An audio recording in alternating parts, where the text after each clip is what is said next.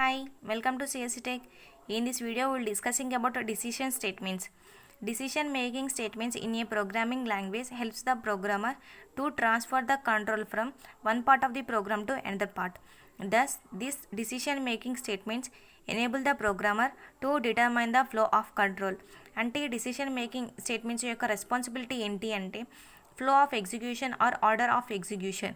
ఇవి ఏం చేస్తాయంటే ఎగ్జిక్యూషన్ అనేది ఆర్డర్లో జరగడానికి హెల్ప్ చేస్తాయి అనమాట. ఇక్కడ ఏంటి అంటే ఈ డిసిషన్ స్టేట్మెంట్స్ అనేవి ఇక్కడ 7 ఉన్నాయి. If else, nested if else, else if leader, switch case, break, default keyword. అలాగే మనం ఈ వీడియోలో ఏంటి అంటే కంప్లీట్గా ఇఫ్ గురించి తెలుసుకుందాము. C++ use the keyword if to execute set of command lines or a command line when the logical expression is true. It has only one option. ఇక్కడ మనం ఒక సింటాక్స్ తీసుకున్నాం ఇఫ్కి. ఇఫ్ ఎక్స్ప్రెషన్ స్టేట్మెంట్ ఇక్కడ ఏంటి అంటే ఒక స్టేట్మెంట్ అయినా తీసుకోవచ్చు, నెంబర్ ఆఫ్ స్టేట్మెంట్స్ అయినా కూడా తీసుకోవచ్చు. సో అందుకోసం నేను ఇక్కడ 2 రాశాను. ఇది ఏంటి అంటే ఇఫ్ అనే కీవర్డ్ని యూజ్ చేసాము. It execute set of command lines or command line when the logical expression is true. ఇక్కడ మనం రాసినటువంటి ఎక్స్ప్రెషన్ ఏదైతే ఉందో ఈ ఎక్స్ప్రెషన్ కనుక ట్రూ అయితే స్టేట్మెంట్స్ని ఎగ్జిక్యూట్ చేస్తుంది, లేదా ఇక్కడ నుంచి స్కిప్ అయిపోయి out of the if block యొక్క స్టేట్మెంట్స్ని ఎగ్జిక్యూషన్ అనేది స్టార్ట్ అవుతుంది. ఎక్స్ప్రెషన్ రాసాం కదా, ఈ ఎక్స్ప్రెషన్ అనేది ఎప్పుడైతే ట్రూ అవుతుందో అప్పుడు మాత్రమే స్టేట్మెంట్స్ అనేవి ఎగ్జిక్యూషన్ జరుగుతాయి. ఈ ఎక్స్ప్రెషన్ అనేది ఫాల్స్ అయితే స్టేట్మెంట్స్ అనేవి ఎగ్జిక్యూషన్ జరగవు. ఇఫ్ బ్లాక్ బయటకు వచ్చేసి నెక్స్ట్ ఉన్న ప్రోగ్రామ్ మొత్తం ఎగ్జిక్యూషన్ అనేది జరుగుతుంది. ఇక్కడ మనం ఒక ఎగ్జాంపుల్ తీసుకుందాం దానికోసం. ఇంటి మెయిన్ ఇఫ్ ఎక్స్ప్రెషన్ అనేది ఇక్కడ స్టార్ట్ అయింది. ఇక్కడ ఏంటి అంటే పెరాంథసిస్ తీసుకున్నాం. ఈ పెరాంథసిస్ ఏంటంటే స్కోప్ ఆఫ్ ది ఇఫ్ యొక్క స్కోప్ని రిప్రజెంట్ చేస్తాయి ఇవి. నెక్స్ట్ ఏంటంటే ఇక్కడ స్టేట్మెంట్ 1, స్టేట్మెంట్ 2 తీసుకున్నాము. ఇక్కడ ఈ ఎగ్జాంపుల్ ఏంటి అంటే ఈ ఎక్స్ప్రెషన్ నేను ఏ ఎక్స్ప్రెషన్ అనేది అయితే తీసుకున్నానో ఆ ఎక్స్ప్రెషన్ అనేది ఫాల్స్ అయింది కాబట్టి ఇక్కడ ఎగ్జిక్యూషన్ అనేది ఈ స్టేట్మెంట్ 1, స్టేట్మెంట్ 2ని స్కిప్ చేసేసి స్టేట్మెంట్ 3 నుంచి ఎగ్జిక్యూషన్ ప్రాసెస్ అనేది స్టార్ట్ అయింది.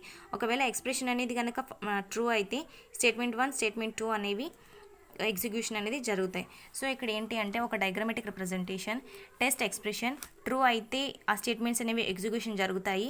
ఒకవేళ టెస్ట్ ఎక్స్ప్రెషన్ కనుక ఫాల్స్ అయితే నెక్స్ట్ స్టేట్మెంట్కి అనేవి వెళ్ళిపోతాయి. దెన్ ఏంటంటే ఎగ్జిట్. ఇక్కడ ఈ ఇఫ్ డెసిషన్ మేకింగ్ స్టేట్మెంట్కి సంబంధించి ఒక ప్రోగ్రామ్ ఇంటి మెయిన్ తీసుకున్నాము. ఇక్కడ ఏంటి అంటే ఇంట్ price CLR enter the price of the book C/in price. ఇక్కడ ఏంటి అంటే మన C/in అని ఎప్పుడైతే రీడ్ చేస్తున్నామో మనం వాల్యూ అనేది ఎగ్జిక్యూషన్ టైంలో ఇస్తున్నాము అని ఇది రిప్రజెంట్ చేస్తుంది. సో C/in అని రాసాము కాబట్టి మనం దీని యొక్క వాల్యూ అనేది ఎగ్జిక్యూషన్ టైంలో ఇస్తాము. అంటే ప్రైస్ ఆఫ్ ది బుక్ యొక్క రేట్ అనేది ఏంటి అంటే ఎగ్జిక్యూషన్ టైంలో ఇస్తాము. ఇఫ్ ఇక్కడ కండిషన్ తీసుకున్నాను నేను, ప్రైస్ << 600 ఉంది. ఏంటి అంటే ఇప్పుడు బుక్ యొక్క ప్రైస్ అనేది 600 కంటే తక్కువగా ఉంటే 600 కంటే తక్కువగా ఉన్నా 600 ఉన్నా కూడా hurry up by the book అంటే ఏంటి అంటే త్వరగా వెళ్ళి బుక్ కొనుక్కోవాలి. సో ఇక్కడ అవుట్పుట్లో మన యొక్క బుక్ యొక్క కాస్ట్ ఎంత ఇచ్చాము. ఇక్కడ నేను enter the price of the book 345 అని ఇచ్చాను. సో ఇది ఏంటి అంటే 600 కంటే తక్కువే కాబట్టి hurry up by the book అనేసి స్టేట్మెంట్ అనేది ఎగ్జిక్యూట్ అయింది. ఒకవేళ 600 కంటే ఎక్కువగా ఉంటే మాత్రం ఈ స్టేట్మెంట్ అనేది ఇక్కడ ఎగ్జిక్యూట్ అయ్యేది కాదు.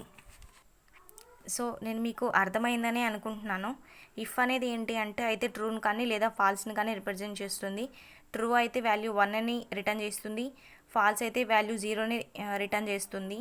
సో ఎక్స్ప్రెషన్ అనేది కనుక ట్రూ అయితేనే ఇఫ్ బ్లాక్లో ఉన్న స్టేట్మెంట్స్ అనేవి ఎగ్జిక్యూట్ అవుతాయి, లేదా అంటే స్కిప్ అయిపోయి అవుట్ ఆఫ్ ది ఇఫ్ బ్లాక్లో అనేది ఎగ్జిక్యూషన్ అనేది జరుగుతుంది. Okay, thank you.